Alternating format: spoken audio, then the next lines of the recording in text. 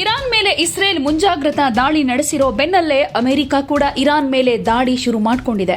ಅಂತಾರಾಷ್ಟ್ರೀಯ ಮಾಧ್ಯಮಗಳ ವರದಿ ಪ್ರಕಾರ ಇರಾನ್ ಅಧ್ಯಕ್ಷ ಮಸೌದ್ ಪೆಜೆಶ್ಕಿಯಾನ್ ಅವರ ನಿವಾಸದ ಮೇಲೆ ಭಾರಿ ಪ್ರಮಾಣದ ದಾಳಿ ನಡೆಸಲಾಗಿದೆ. ಇದರ ಜೊತೆಗೆ ಅನೇಕ ಮಂತ್ರಿಗಳ ಮನೆಗಳು, ಭದ್ರತಾ ಪಡೆಗಳ ನೆಲೆಗಳ ಮೇಲೂ ಕೂಡ ದಾಳಿಯಾಗಿದೆ.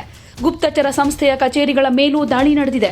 ಇರಾನ್ನ 30ಕ್ಕೂ ಹೆಚ್ಚು ಸ್ಥಳಗಳಲ್ಲಿ ಬಾಂಬ್ ಸ್ಫೋಟದ ಸದ್ದು ಕೇಳಿ ಬಂದಿದ್ದು, ಇರಾನ್ ಕೂಡ ದಾಳಿಯನ್ನ ಕನ್ಫರ್ಮ್ ಮಾಡಿದೆ.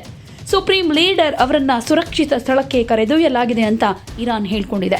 ಇಷ್ಟಾದರೂ ದಾಳಿಯ ಸ್ಥಳಗಳನ್ನು ಇರಾನ್ ಇನ್ನೂ ರಿವೀಲ್ ಮಾಡಿಲ್ಲ. ಅಮೆರಿಕ ಇಸ್ರೇಲ್ ಜಂಟಿ ದಾಳಿಯಿಂದಾಗಿ ಪೂರ್ವ ಮತ್ತು ಪಶ್ಚಿಮ ಟೆಹರಾನ್ನ ಕೆಲವು ಭಾಗಗಳಲ್ಲಿ ಸಂವಹನ ಮಾರ್ಗಗಳು ಕಡಿತವಾಗಿದ್ದು, ಮೊಬೈಲ್ ಸಂಪರ್ಕ ಕಡಿತವಾಗಿದೆ.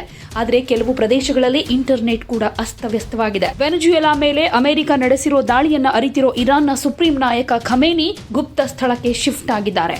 ಇರಾನ್ನ ಸರ್ವೋಚ್ಚ ನಾಯಕ ಅಲಿ ಖಮೇನಿ ಟೆಹರಾನ್ನಲ್ಲಿ ಇಲ್ಲ. ಹಾಗೆ ಇರಾನ್ ಮೇಲೆ ಅಮೆರಿಕ ಇಸ್ರೇಲ್ ಜಂಟಿ ದಾಳಿಯ ನಂತರ ಅವರನ್ನು ಸುರಕ್ಷಿತ ಸ್ಥಳಕ್ಕೆ ವರ್ಗಾಯಿಸಲಾಗಿದೆ ಅಂತ ಇರಾನ್ ಮಾಧ್ಯಮಗಳು ವರದಿ ಮಾಡಿವೆ. ಇಸ್ರೇಲ್ ಶನಿವಾರ ಇರಾನ್ ಮೇಲೆ ಮುಂಜಾಗ್ರತಾ ದಾಳಿ ನಡೆಸಿರುವುದಾಗಿ ಹೇಳಿಕೊಂಡಿದ್ದು, ಮಧ್ಯಪ್ರಾಚ್ಯದಲ್ಲಿ ಮಿಲಿಟರಿ ಉದ್ವಿಗ್ನತೆಯನ್ನು ಮತ್ತೆ ಹೆಚ್ಚಿಸಿದೆ. ಹಾಗೆ ಪಾಶ್ಚಿಮಾತ್ಯ ಶಕ್ತಿಗಳೊಂದಿಗೆ ಟೆಹರಾನ್ನ ದೀರ್ಘಕಾಲದ ಪರಮಾಣು ಬಿಕ್ಕಟ್ಟಿಗೆ ರಾಜತಾಂತ್ರಿಕ ಪರಿಹಾರದ ಸಾಧ್ಯತೆಗಳನ್ನು ಮತ್ತಷ್ಟು ಹಾಳು ಮಾಡಿದೆ.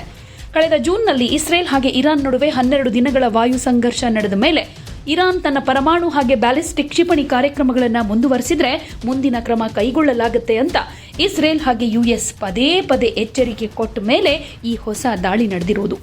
ಇರಾನ್ ಮಾಧ್ಯಮಗಳು ಟೆಹರಾನ್ನಲ್ಲಿ ಸ್ಫೋಟಗಳನ್ನು ವರದಿ ಮಾಡಿದರೆ ಇಸ್ರೇಲ್ನ ಅನೇಕ ಭಾಗಗಳಲ್ಲಿ ವಾಯು ದಾಳಿಯ ಸೈರನ್ಗಳು ಮೊಳಗಿದ್ದಾವೆ.